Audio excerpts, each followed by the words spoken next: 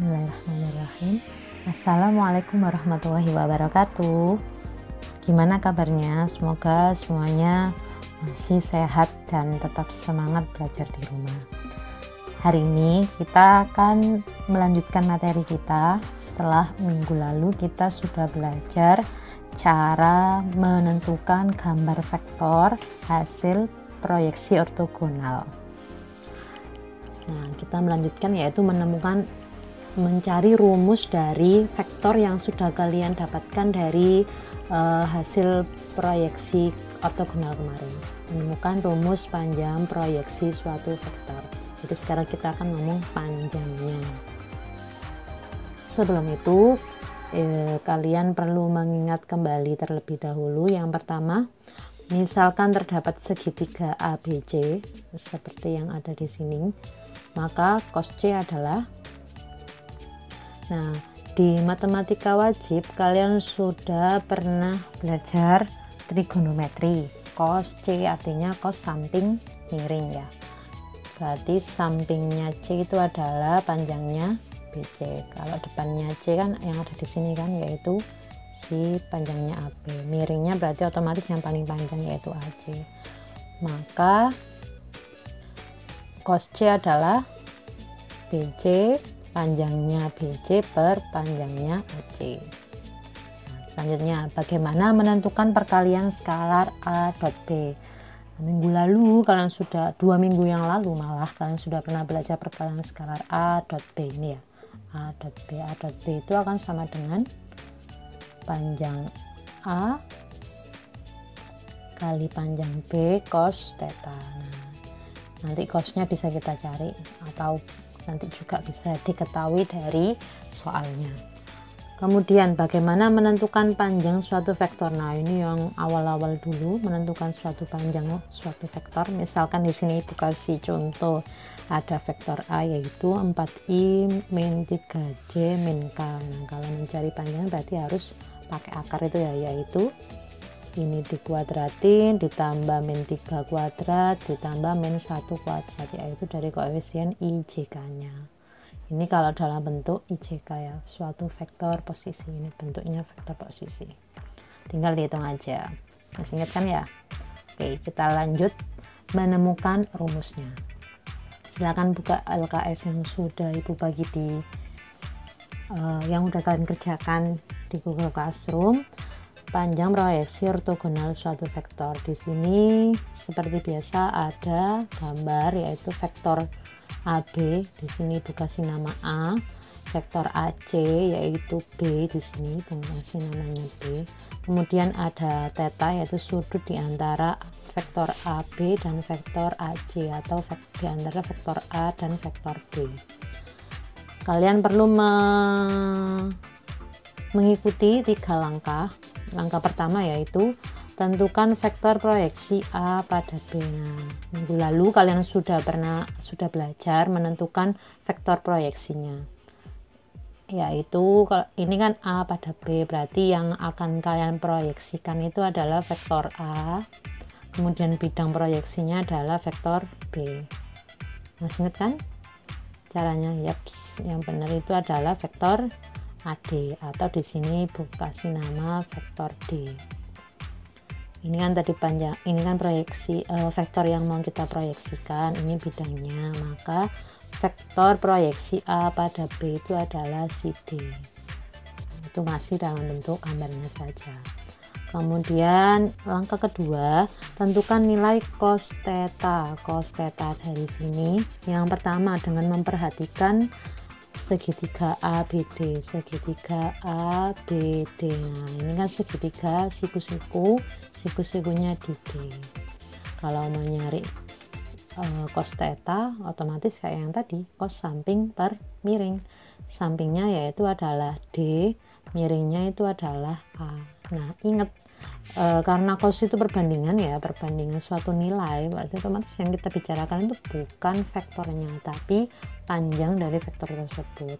Maka cos theta itu adalah panjang D, panjang vektor D per panjang vektor A. Oke. Kemudian yang kedua, tentukan nilai cos theta dengan menggunakan aturan perkalian 2 skalar A dot B. A dot B berarti tinggal menggunakan yang tadi ya, A dot B itu akan sama dengan panjang A kali panjang B cos theta. Maka cos theta-nya akan sama dengan A dot B per panjang A kali panjang B. Oke, kita lanjut. Nah, langkah ketiga yaitu tentukan panjang proyeksi A pada B. Berarti langsung mencari panjang proyeksi A pada B, artinya mencari panjangnya si vektor D dari yang kalian dapatkan di nomor 1 dan 2 tadi. Ini harusnya ada perintah menemukannya dari langkah 1 dan 2. Kalau tadi kalian sudah menemukan ini dan ini, berarti kan kalau dari sini kamu punya D itu akan panjang D akan sama dengan cos theta kali panjang A. Kita masukkan ke sini. Nah, ini berarti panjang D akan sama dengan panjang A kali cos theta. Nah, dari yang nomor 2 double I tadi, kamu punya cos theta itu adalah A dot B per panjang A kali panjang B. Kita melakukan cancellation antara A dan A, panjang A dan panjang A, kita coret ya. Akhirnya kita punya A dot B per panjang B. Karena kita ngomongin panjang, otomatis dia selalu positif. Ya, berarti di sini Ibu kasih tanda mutlak itu memastikan bahwa hasil yang kalian dapatkan itu harus positif. Nanti misalkan kalian dapatkan di sini itu ada yang negatif, langsung kalian ambil yang positifnya, karena panjang proyeksi artinya panjangnya berarti otomatis harus positif. Nah, kalian sudah menemukan panjang proyeksi ortogonal A pada B. Nah, ini Ibu kasih contoh aplikasi ketika menyelesaikan soal ini, tapi yang paling sederhana. Diketahui ada vektor A-nya ini, vektor B-nya ini, tentukan panjang proyeksi A pada B. Nah, panjang proyeksi A pada B berarti kalau dilihat dari sini A pada B, fokus kamu kan berarti yang di bawah itu adalah B-nya kan berarti bidang proyeksinya. Nah, si bidang proyeksi jadi pernya gitu, kalau cara menghafalkan lebih cepatnya. Kalau yang ini otomatis A pada B berarti yang jadi pernya juga panjangnya si B. Tinggal kita masukkan saja A dot B, artinya ini ubah dalam bentuk matriks ya. Matriks kolom udah bisa kan. Nah, ini kan ada min 2i, J nya nggak ada berarti otomatis harus 0. Min 2, 0, 2. Kemudian berarti karena tadi pada B itu adalah panjangnya bidang vektornya, bidang proyeksinya, maka yang di bawah ini adalah langsung panjangnya si B, min 2 kuadrat tambah 2 kuadrat. Akhirnya kita sederhanakan, ini seperti yang udah kalian pelajari 2 minggu yang lalu, tinggal 1 kali min 2 ditambah min 2 kali 0 ditambah 2 kali 2. Nah, akhirnya kita punya ini disederhanakan dapat setengah akar 2. Yang kedua, nah di sini ada kalian mencari panjang proyeksi ortogonal B pada A, dibalik. A-nya itu sebagai bidang proyeksi dan B itu adalah vektor yang mau kamu proyeksikan. Sama ya. Nah, ini kan A dot B bakalan sama dengan B dot A, tinggal masukkan nanti hasilnya langsung 2 pun nggak apa-apa, tinggal mencari panjangnya si A. Ternyata itu nanti panjangnya si A. Kebetulan di sini hasilnya semuanya positif ya, akhirnya kamu punya 2/3. Nah, hasilnya beda kan, jadi harus hati-hati dilihat siapa yang mau diproyeksikan, terus siapa yang jadi bidang proyeksi. Kata pada ini artinya dia bidang proyeksinya. Oke, Ibu lanjut ke soal yang lebih tingkatnya lebih tinggi dari yang contoh 1 tadi, yaitu contoh 2. Tentukan nilai X agar panjang proyeksi ortogonal A pada B adalah 2/5. A pada B berarti B ini adalah sebagai bidang proyeksi dan A itu vektor A adalah vektor yang mau kalian proyeksikan.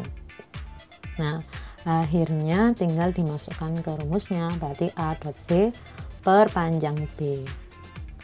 Nah, ini bukan si mutlak ya, karena ini ada suatu bilangan yang belum kita ketahui di sini.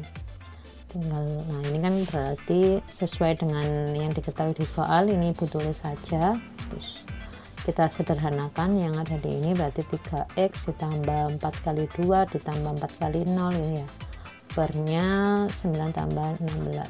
Oke, berarti kita punya itu. Nah, disederhanakan. Nah, akhirnya kamu punya persamaan mutlak di matematika wajib. Kalian sudah mendapatkan bagaimana cara menentukan x ketika kita punya seperti ini. Ada dua kemungkinan ya. Kemungkinan pertama ketika ini tetap 2, 3x plus 8 sama dengan 2, berarti tinggal dipindah jadi 3x sama dengan min 6. Akhirnya kamu punya x-nya min 2. Kemudian yang kedua ketika 3x plus 2 sama dengan min 2, berarti min 2 min 8 pindah ruas ke sana jadi min 10. Akhirnya kamu punya x-nya itu min 10 per 3. Oke, sampai sini semoga bermanfaat. Lanjut pertemuan selanjutnya, semoga bermanfaat. Jangan lupa jaga kesehatan ya. Terima kasih. Assalamualaikum warahmatullahi wabarakatuh.